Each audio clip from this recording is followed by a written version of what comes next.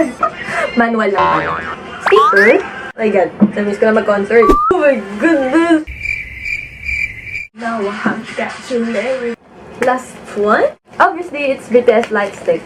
Any group that you know nothing about yet pero bet mo kilalanin, TXT. You know nothing about kasi wala naman ako talagang alam sa TXT. Fan din po ba kayo ng TXT? Yuning Kai Stan here. Kung ililibre mo ako sa mga merch, why not? Oh my God. Oh. She sold this to me for only 2,400, which is supposedly 2,500. Dahil nga medyo may damage yung box. But then I'm so desperate to make this vlog as early as possible. Kaya sabi ko, it's fine as long as the army bomb sana is okay pa. So yeah, okay. I understand now. Medyo ano yung box niya. But I guess hindi naman affected yung LIGHTSTICK. Version 4, Map of the Soul, Special Edition. What's your best song sa Blackpink The Album? Pretty Savage. Ang ganda ng intro, ang powerful. Oh my God, ano, nalulukot tayo. Paano mo bubuksan kung hindi malulukot? Ang ganda. Oh, the bomb is here. Tada! Oh my God, parang may...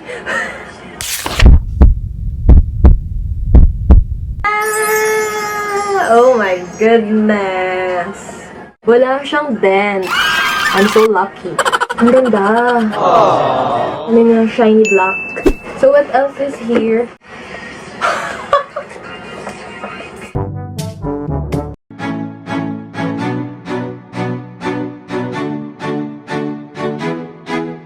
Sino bias mo sa BTS and why? Si Jin. Ano ako muna? Ito si Ramos. Sabi, May! Parang ibang reaction ka, di ba? Hello, ang cute ni Suga! Naging bias ko rin siya for a short time. Ang cool kasi kapag yung napaka-savage ng tao. Hobie! Super cute ni Hobie. Case is bias. Chibi ni Babo! If you guys watch that. Everyone's favorite, Taeyong. Ang cute! Puti ka gwapo ni Cookie dito. Uy! Meron din, may ano, oh my goodness. Kaka-on.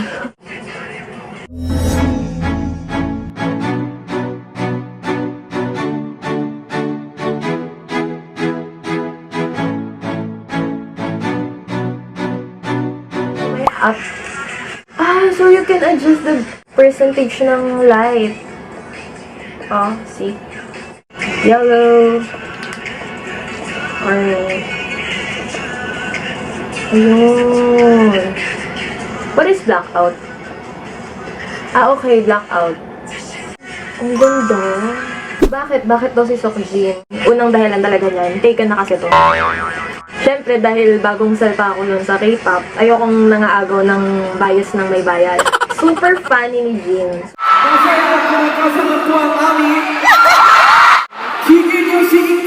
He's the most handsome boy.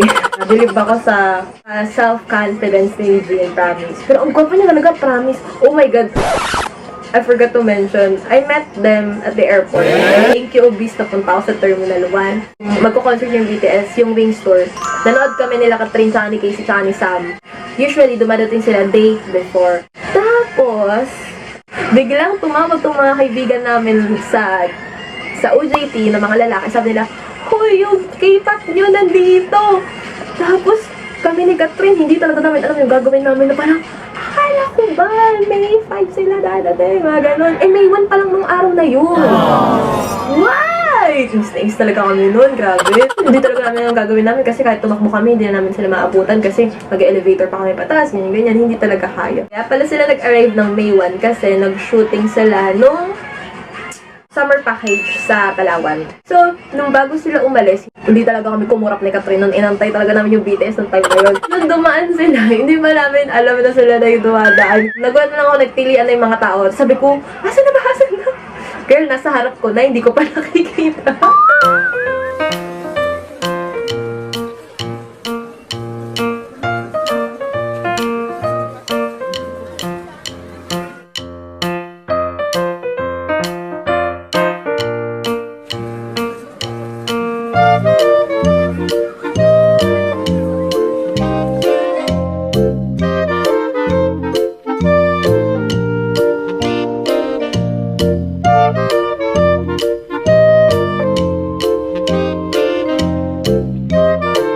Dumaan si Jimin. Tawag kami ng tawag.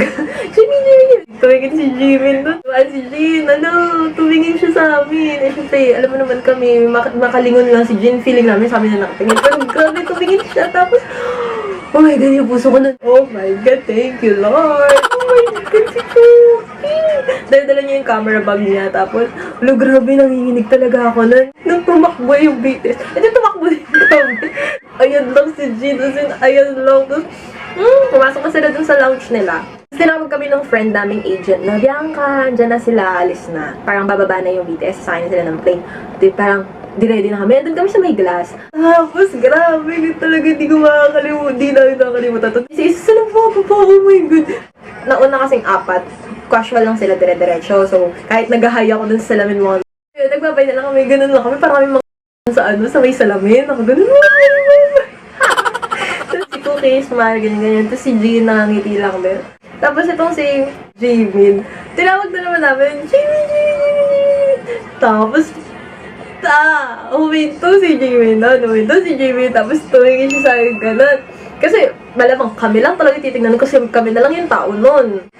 Kumagin si Jimin, oh my God, nag-freak out talaga kami na tumingin sa amin si Jimin. Tapos yung nag-smirk siya, nanginitian niya kami. Tapos, wala si Casey, mamatay. Siyempre siya yung Jimin stand, pero oh my God. So yun, that was my BTS experience. Then, after this encounter, boom. Doon na, yun na yung nagpunta sila sa Billboard. Ano masasabi mo sa usap-usapang Jennie at G-Dragon ngayon? Okay. Pero, Dragon. Jan Lisa or Liz Ken pa din. Jen Lisa. Grabe, how can you not like this guy? Diba? Favorite K-pop lyrics. Nakakaiyak si sana dun sa domination cellphone giyok madajiwa. Every time I'm not well, I always end up listening to this song. Okay lang, don't worry, good days will come. I will erase all the memories that makes you sad, and we will hope for the better days to come. Mas naiiyak ako, pero at the same time, mas nagiging okay ako. Parang ganun. Bakit mas gusto mo ang K-pop artist instead of local artist? Oh my goodness. Iba ang boses ng mga Filipino na talagang talented. In K-pop kasi, yung talent ng isang artist nila, show off nila sa buong mundo, ganyan. And they have, varieties. They changes their concept sometimes. Alam mo yun, sobrang taba ng utak nila sa pagpopromote, sa pagmamarket, sa paggagawa ng theories, sa paggawa ng kanta, sa paggawa pa lang din ng dance step. Sobrang ibang level kasi talaga. Ito kinakanta namin ni Catherine nung bago kami mag-concert. Sonyeondan, bang, tan. 소년단처럼 김난준, 김석진, 민용이, 정화석, 박지민, 김태yung, 전중국, BTS! Sino ang bias wrecker mo sa tatlong groups? Yung dyan minsan si Jin Young, si Baekhyun. Sa BTS ay si Cookie, Kiss, Marry, and Kill.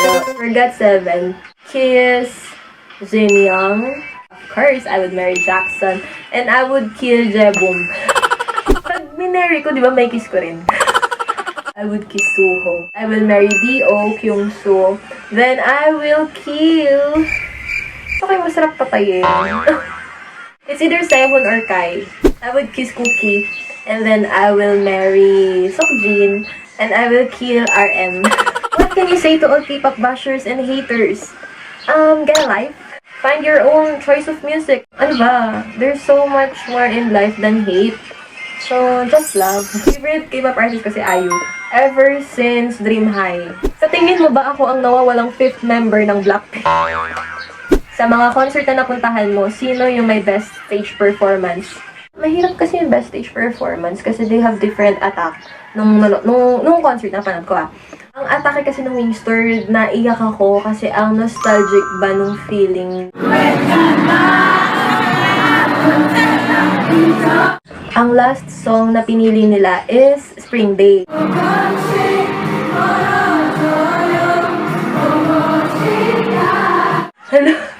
Seryoso, kahit ano ko lang sa kanila noon, grabe naiyak ako. Tapos nandiyan nagsisisi ako na bakit ngayon lang ba ako naging K-pop fan. Yung mga solo songs nila, kananta nila.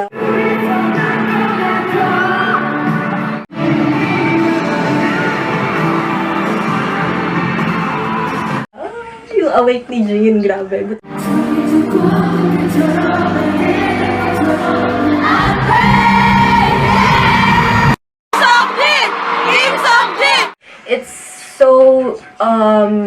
emotional. Yun, yung perfect term ko.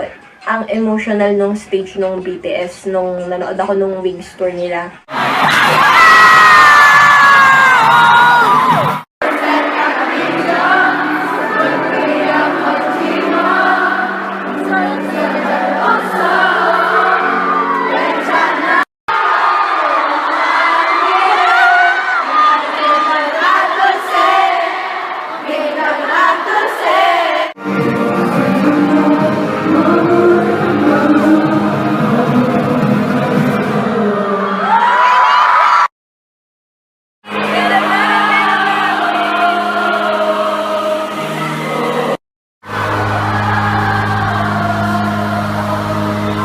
Alo, tapos na. Ganun yung feeling.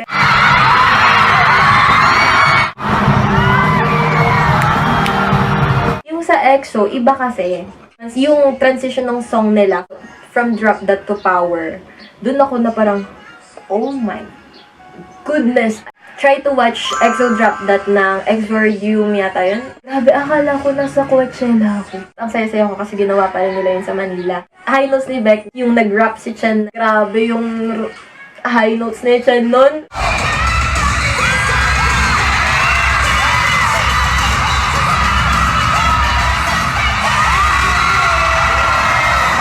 Narinig ko ng live. Grabe, yung puso ko nun parang, so, no, sumasabay dun sa high notes ni Chen. Tapos bigla, EXO Drop That!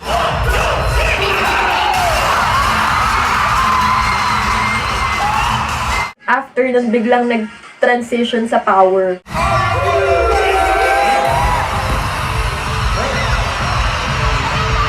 Yung mga fireworks, nagaganunan na dun sa may stage.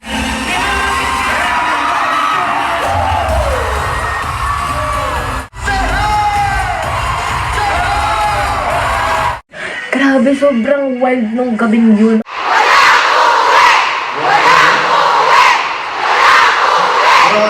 Happy birthday to me. Kasi April 28, 2018 yun. Let's take a picture together.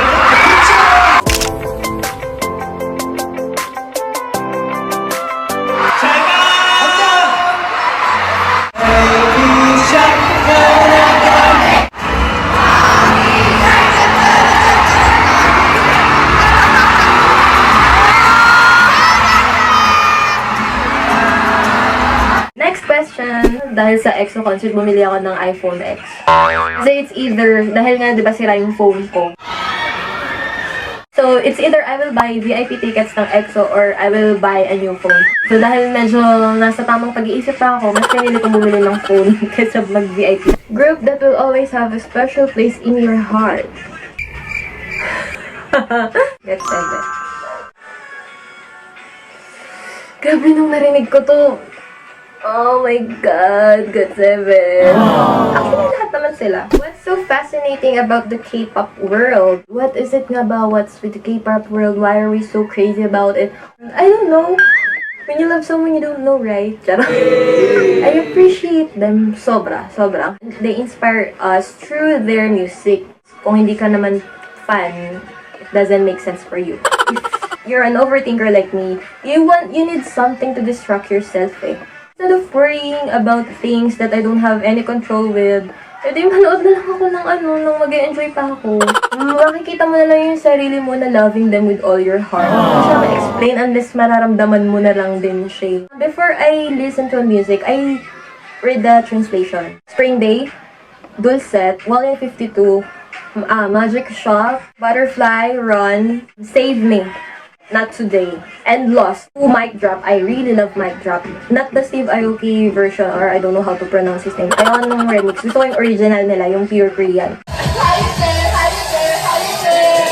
They're really a life savior. Everybody knows that I love watching K-dramas. And I really did my best not to fall in love with K-pop kasi I know myself. Ito nangyari. Super swerte ko na nakita ko na yung tatlong group na to. Live. Ito nga, up close and personal pa. Agabong, Army Bomb, and Eribong. Thank you so much guys for your time and watching my video. And thank you to myself. Don't forget to like, share, and subscribe, Baby Diaries, for more videos to come.